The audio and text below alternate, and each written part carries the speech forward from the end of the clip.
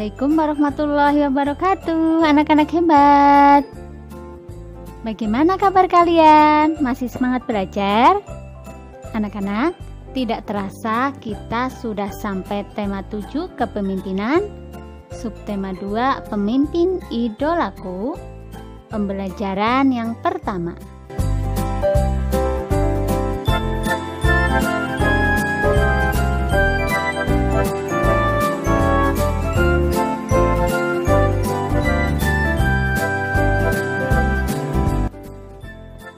Apakah kamu memiliki seorang pemimpin idola? Siapa pemimpin idolamu? Apa yang telah diperbuatnya sehingga ia dijadikan pemimpin idolamu? Anak-anak hebat, kamu sudah pernah belajar tentang kepemimpinan dan nilai-nilai yang harus dimiliki. Di sekitar kita, banyak pemimpin yang baik dan kita mengidolakannya. Apakah kamu memiliki seorang pemimpin idola? Siapakah dia? Mengapa kamu mengidolakannya? Tulislah pemimpin idolamu dan nilai-nilai kepemimpinan yang mencerminkan pengamalan nilai-nilai persatuan dan kesatuan. Jangan lupa menuliskan contoh kegiatan yang telah dilakukannya. Contohnya seperti ini. Pemimpin idolaku adalah ayahku sendiri. Ayahku orangnya lucu, tegas, tapi penyayang. Aku dan adikku hanya boleh bermain HP di hari Minggu saja, kecuali untuk keperluan belajar daring. Awalnya, aku tidak suka dengan aturan ini, tapi ayahku menjelaskan alasannya dan aku memahami mengapa ayah membuat aturan tersebut. Bisa juga seperti ini.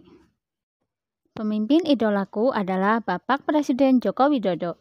Beliau tegas dan bijaksana. Baru-baru ini, beliau memberikan contoh kepada rakyat RI dengan cara divaksin pertama dan disiarkan secara langsung di televisi. Saya berharap pandemi ini segera berakhir. Saya juga berharap cita-citaku menjadi presiden seperti Pak Jokowi kelak akan tercapai. Anak-anak hebat, tulislah nilai-nilai kepemimpinan tokoh idolamu dan nilai-nilai kepemimpinan yang dimiliki oleh pemimpin idola temanmu dalam bagan seperti berikut ini.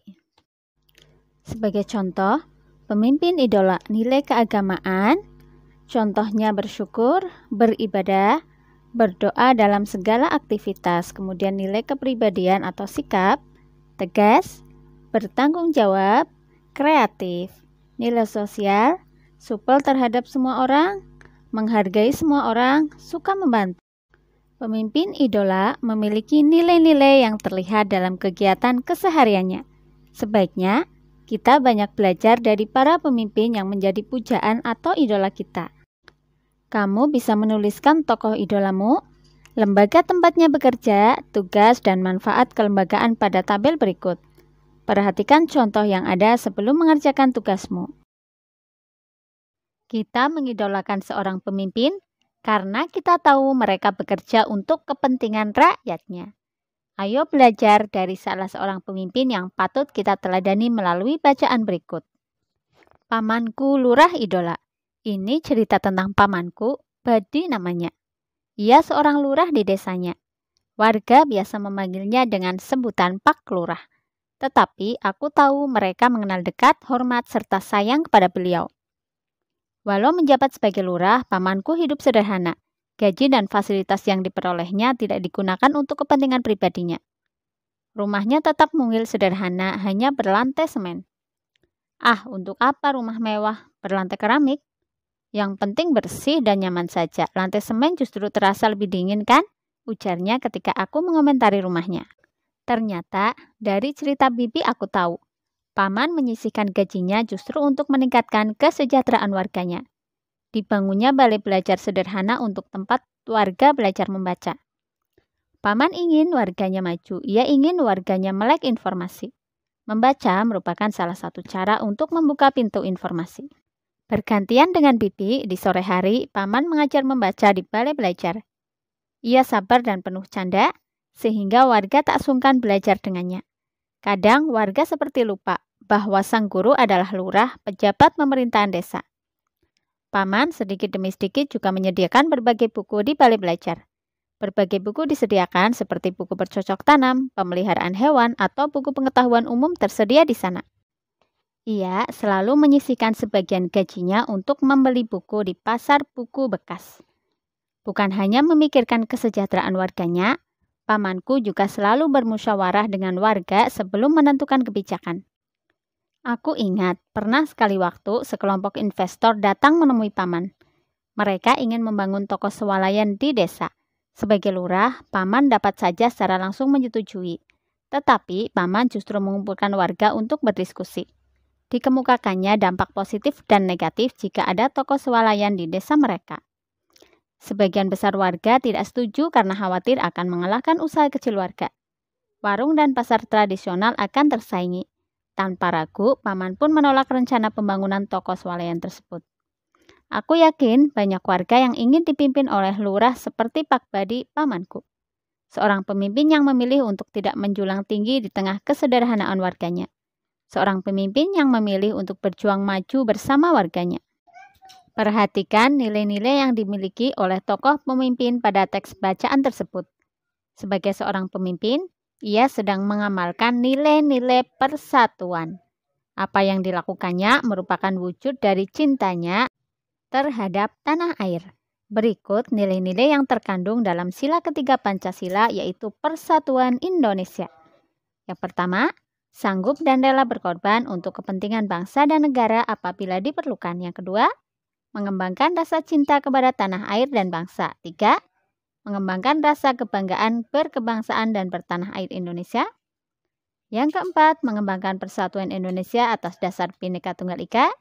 Yang kelima, memajukan persatuan dan kesatuan bangsa.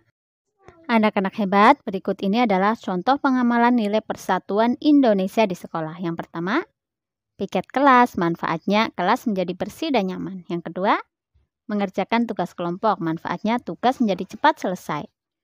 Yang ketiga, upacara bendera, manfaatnya bertambahnya rasa cinta tanah air. Yang keempat, berteman dan menghormati teman meskipun berbeda suku dan agamanya. Manfaatnya, tidak terjadi perpecahan. Yang kelima, memakai batik, manfaatnya melestarikan budaya Indonesia. Anak-anak hebat, bagaimana dengan kalian? Apakah kalian telah menerapkan nilai-nilai persatuan? Tulislah contoh penerapan nilai-nilai persatuan saat kamu berada di sekolah. Jangan lupa, sertakan manfaatnya bagimu dan bagi lingkungan sekitarmu.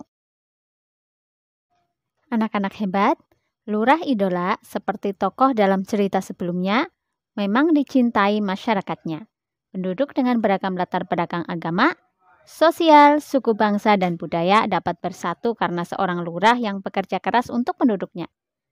Sebagai pelajar, kamu pun dapat melakukan kegiatan yang bermanfaat bagi lingkunganmu.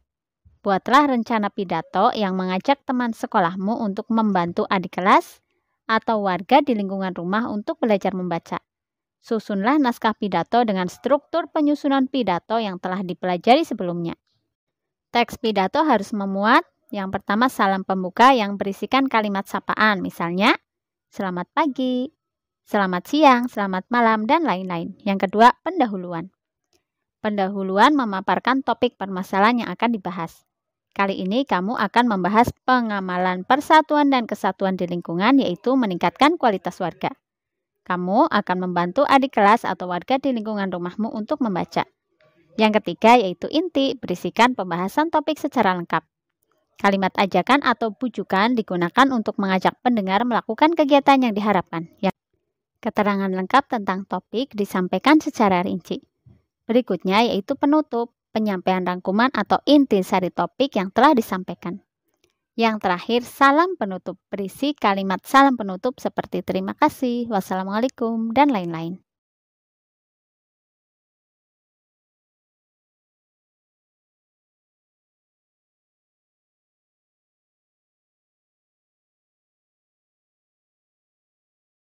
Anak-anak hebat, demikian tadi pembelajaran kita untuk hari ini. Semoga menjadi ilmu yang bermanfaat. Sampai jumpa pada video pembelajaran berikutnya.